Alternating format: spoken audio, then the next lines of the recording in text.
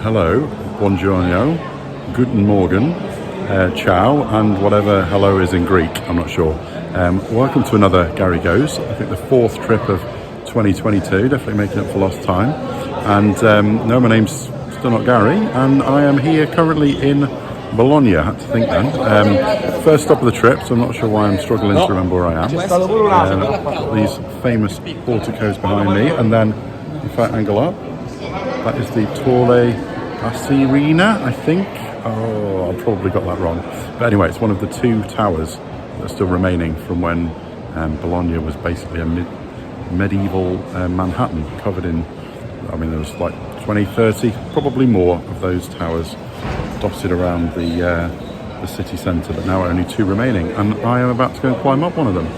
So join me. I'm going to be doing a trip video from Italy, then probably split the other two and do one from Athens, which is where I'm going straight from here, and then on from there to Vienna and Bratislava. So yeah, definitely a European mega venture, grand tour, I mean whatever you want to call it, but definitely sampling a lot of the sights of Europe. So yeah, join me. Yeah, going to be doing a lot of videos. There's going to be at least 3 for you to check out on this trip. So apologies in advance, but make of it what you will. I'm off to go climb some steps. And the view from the top of the Asinelli Tower. Yes, it was one heck of a climb, but as you can see, massively worth it. Views over the city, the basilica there, which is one of 2 or 3 big cathedrals in Bologna. You'll see a little bit of one of them later on, but yeah, just enough room to kind of walk around. Obviously it's all outdoors, so a little bit breezy, but fantastic views. And if you look out over the cityscape, there you go, you can see why Bologna has long been known as Bologna the Red, for the red tiles, which make it distinctive amongst Italian cities. Apparently Bologna has a couple of nicknames, so Bologna the Red and Bologna the Fat, which is due to the fact that it is also widely known as the gastronomic capital of Italy. So there you go. Don't say you don't learn anything out of this channel. Anyway, I'll shut up and just let you see some of these fantastic views.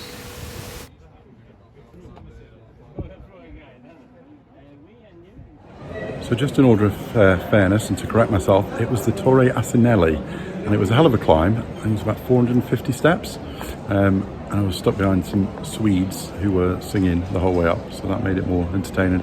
Anyway, I've also fibbed a little bit by saying there's only 2 towers left. There are probably about 6 or 7, which I saw from the top of the tower. But as you can see, there's one here behind me.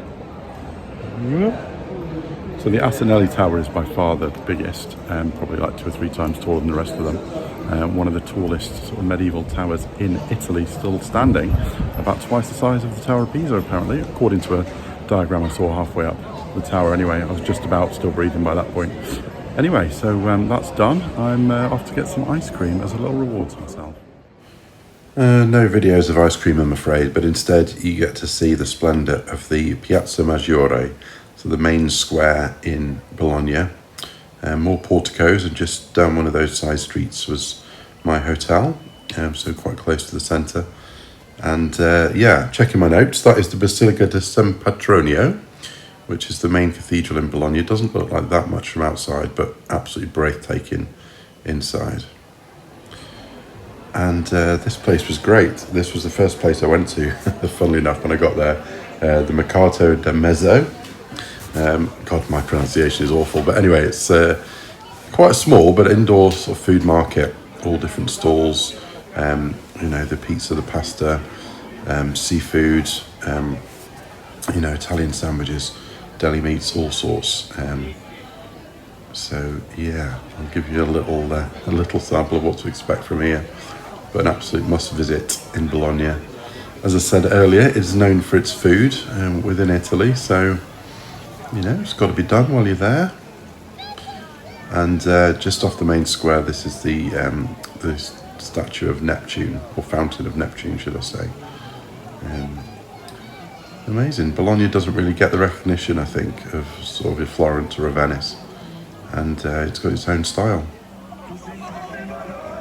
And yeah, here we are at a Serie A football match. So this was Bologna versus Sampdoria at the Bologna Stadio di Renato, I believe. Anyway, fantastic atmosphere. God-awful game. Yeah, typical Italian football, lots of diving. It finished 1-1. Yeah, wasn't the best game of football I've ever seen, but well worth it for the atmosphere and to attend a Serie A match. Absolutely amazing. One of the highlights of the tour, actually.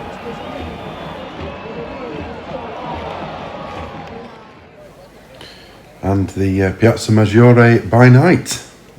If anything, even more breathtaking than during the day. I think this was a Sunday evening, perhaps. It wasn't crazy busy, but everything lit up and looking absolutely stunning.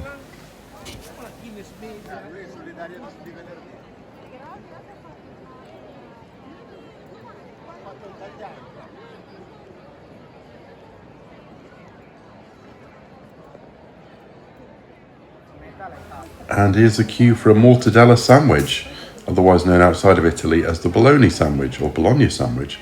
Was it worth the queue? Not really. So of course, it's that time again you're all waiting for, a little Gary Goes room review. And there isn't much to talk about in this room. This is the Accanto alla Piazza. Note my amazing Italian accent. Yeah, it was on booking.com, but it's it's not a hotel. It's a bit like an Airbnb type arrangement. It's like a large apartment inside this really old building, just a couple of minutes walk from the main square, which I don't think you can see. It's kind of down that road, which is like part of the nightlife district with all the restaurants and bars and stuff, but basically just down that road is the main square. So it was very, very noisy last night on a Saturday, as you can imagine.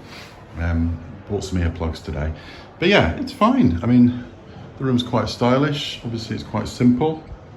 Little sofa beddy thing there, and if you're wondering what this is, it's a very funky wardrobe. Oh, there's my pants. You didn't need to see that. Yeah, and you may be wondering where the bathroom is. Don't worry, I'm not sharing.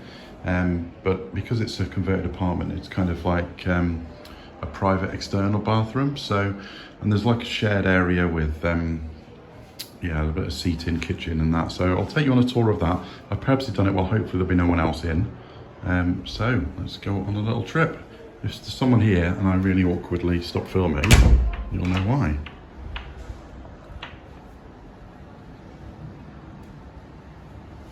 Yeah, I think there's another room up to this stairs. That's where you come in to the main apartment. Obviously you've got all this seating and charging stuff. I think there's 3 rooms down here. I'm not sure if there's all 3 people are staying, but this is like a shared kitchen area. Just a fridge and a cupboard if you're planning on staying here and cooking or whatever you can do. Lovely little courtyard. Try not to lose my phone. So yeah, really old, characterful building. Very stylishly decorated. And my bathroom is in here. So the bathroom is very funky. Ooh, sorry for the noise. I'll stay out here so you don't just hear the fan. But yeah, you've got everything you need here. Shower, toilet, bidet, obviously.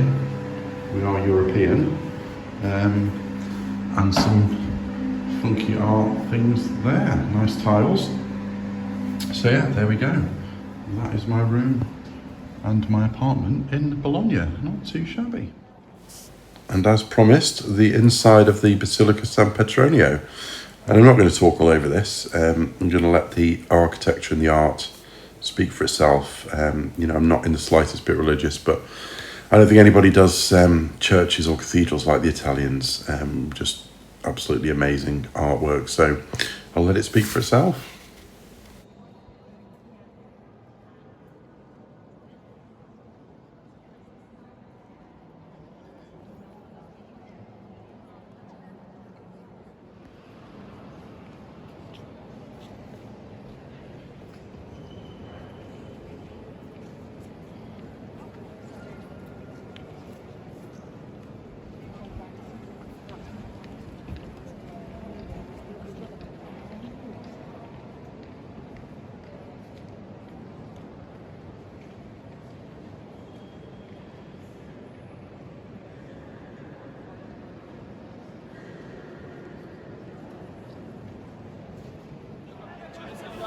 And just so you can be impressed by my stair climbing skills, this is the outside of the Torre Asinelli.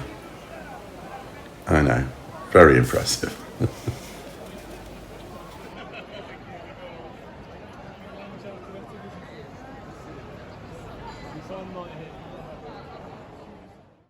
Anyway, that's enough Bologna. Let's get off to Venice, or Venezia, if we're being Italian about this, on a double-decker train as well, which was a definite first.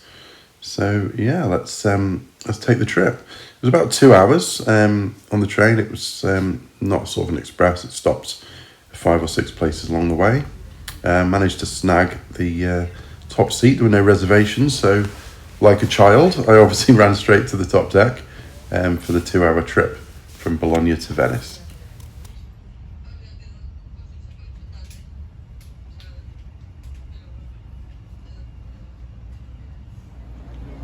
And yeah, this is literally straight outside the train station. Absolutely amazing. There's the train station itself, very 1930s building, the sort of flat one next to that church. And yeah, you're straight on the Grand Canal. Words can't even describe Venice. If you've never been, I mean, it blew me away. So I'm really not going to talk over much of this.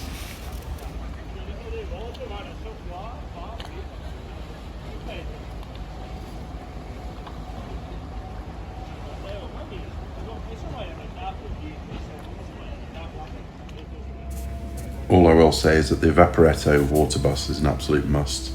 Obviously gondolas are very romantic, but very expensive. The highways are the canals, so this is easily the best way to get around, sort of from the train station right down to the St Mark's Square. Not cheap. I think it was €8 or €9 for about an hour and a half. I think it was, of sort of however long you needed to be on that bus or whatever journey for that length of time. So not cheap, but yeah, absolutely for me the best way to see Venice.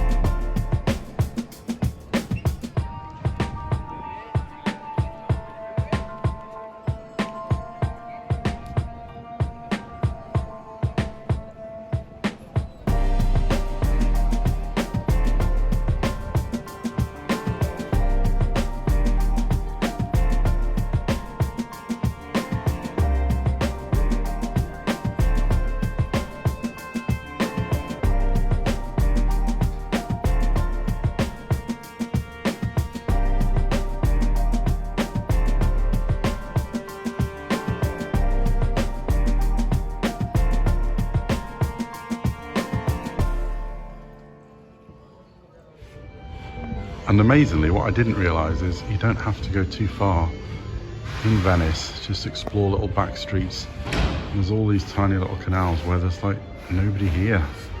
And you get your own little slice of Venice. All a bit of echo. That is if you can avoid stepping into the canal. But yeah, look at that. The Grand Canal's just over there. Somebody's rehearsing some music in one of these buildings somewhere. Yeah, this is definitely Venice for me. Amazing.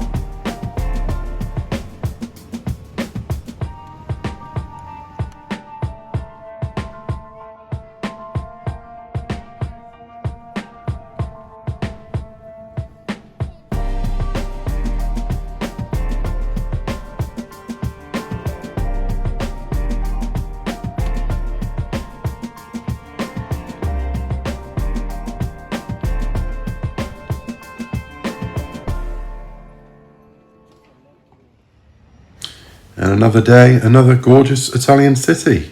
This time Florence. Second time I've been here. The weather was gorgeous, as you can see. This is the River Arno, which I'm sure always looks muddy. But some fantastic buildings, some fantastic views out over the mountains. The Apennines, is that right? I'm sure someone will correct me if my geography's not up to par. But yeah, so this is the Ponte Vecchio. Basically, since medieval times, been used for markets and gold sellers. So there's still all these jewellery shops on the side of the bridge as you walk up, and with sort of a bit in the middle that you can kind of just stand on and get the views. But yeah, obviously I didn't stick around and see the prices of any of these pieces. I wonder if anyone actually buys anything from these jewellers, or whether they just kind of have a little mooch about to say they have. But anyway, this is the kind of highlight in the middle of the bridge here with these views.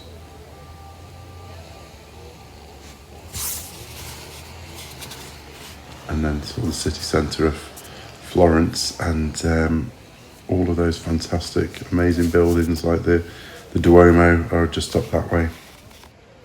So just 5 minutes up the road, this is the Piazza di Signoria and the Loggia, which is this sort of porticoed archway building with all these stunning pieces of sculpture and marble work.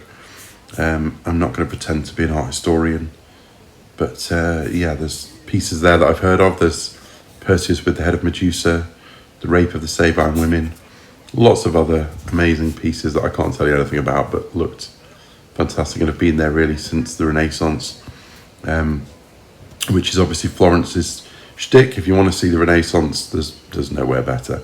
And that's the Uffizi Gallery there behind the Loggia and the town hall. Yeah, absolutely amazing. There's the Perseus statue there. Definitely worth a visit if you're at all interested in the Renaissance. And here's the copy of Michelangelo's David, cute, impressive erection joke. It's from the 19th century. The original's in the Accademia Gallery. And then, yeah, for me, the most impressive building in Florence, the Duomo and the Campanile. Just the scale of it, absolutely gorgeous, that marble work, the size of the people compared to it. And you're just sort of wandering alongside streets, and then, boom, you're hit by this absolutely stunning building. Highlight of any trip to Venice. Well, might be the highlight of a trip to Venice, but definitely Florence. And this place was a little find. This is a rooftop bar on top of a department store on the main modern square, the Independent Square, I think it's called. Not the cheapest, but you know, for a beer and wine actually, I think I had, and some snacks, it was great. And then look at the view over the Duomo and the Campanile, especially on a nice day. It's absolutely worth the price of admission. So I hope you've enjoyed the first video of my European mega tour. Stay tuned for some more coming up.